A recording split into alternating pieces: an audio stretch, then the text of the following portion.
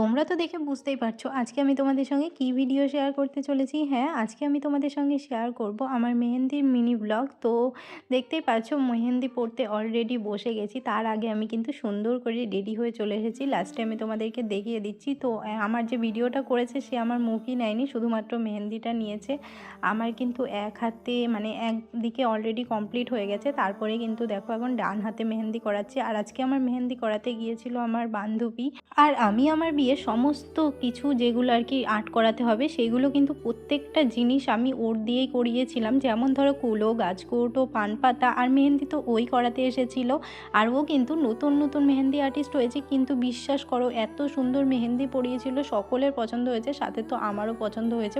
প্রথমে একটু কেমন লাগছিল, কিন্তু পরে গিয়ে যখন মেহেন্দিটা তুললাম মানে ধুলাম সেই সময় যে কতটা সুন্দর এসেছিল রঙটা কি বলবো তোমাদেরকে। জানো তো আমার মেহেন্দি পড়তে পড়তে প্রায় রাত 9টা বেজে গিয়েছিল। আমি না অনেকটাই লেট করে বসেছিলাম, কারণ থুবড়ো খেতে গিয়েছিলাম, তাই অনেকটাই লেট হয়ে গিয়েছিল। আর এই হচ্ছে আমার মেহেন্দি লুক। কেমন লাগছে অবশ্যই জানিও। চলো টাটা।